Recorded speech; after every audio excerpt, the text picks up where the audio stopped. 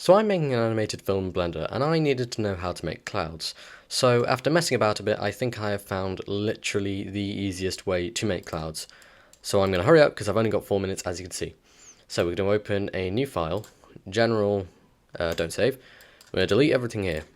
What we're then going to do is add in an icosphere. We are then going to turn up the subdivisions to either 5 or 6. I'm going to keep it on 6. I'm going to shade smooth. I'm going to go to modifiers. Now you want to search for displace modifier and then click new and then this little button here. It'll take you to the bottom tab here. Now you're going to change this drop down to clouds and that's going to give us a very funky looking shape and it doesn't look like a cloud. So I'm going to increase the value of size. That's going to smooth it out a bit. But I want a bit of depth, so we're going to change the depth to 4 and that'll give us this. Now this is a very flat looking cloud and we want some volume to it, some transparency. So we're going to go to the shading tab up here.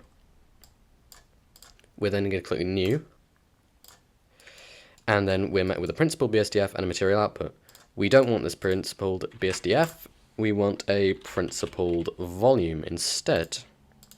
I'm going to plug this into the volume. Now you're going to get this semi-transparent shape. And what we're going to do now is add in a noise texture and then a color ramp. And then you're going to plug those into there like so. Now the noise texture is going to add some black outlines to the cloud, and I am going to keep that on 5.6 and tune in the black value. Now you have this density slider here, and the lower the density is, you're going to have the lighter, well obviously it's disappeared, you're going to have a lighter cloud. Now what I usually do, I keep the density on 1.8 because that is a good middle point between transparent and non-transparent. So we're going to come out of this, go into the layout tab, and then we're going to rendered view.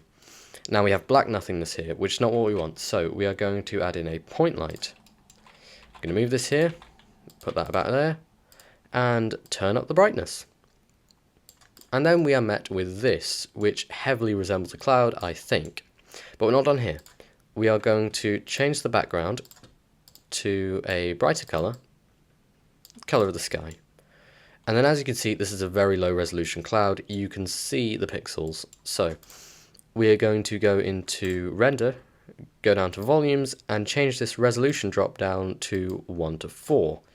And this gives us, I think, the best resolution and the resolution that doesn't slow down your computer too much. So we have this cloud, but I want more clouds. So what's great about this, you can duplicate clouds, add them together, and they look as if they're connected really well. They don't look like they're separate objects at all. So you can just add lots of these, and as many as you want, literally go nuts. And then we're going to duplicate this point light to even out the light. I think that looks like a pretty good cloud, if I'm honest. But there is one more thing you can do to this cloud. And you're going back into the shader view, and then you can actually change the color like so. So make it into a blue cloud, or you can make it into a red cloud or a green cloud, and whatever you want. But I'm going to keep it on grey because that is the colour of most clouds. I don't know, I just thought that was way too good to keep to myself. Maybe someone has done this on YouTube already, I don't know, I have not checked. So I hope you really enjoy that.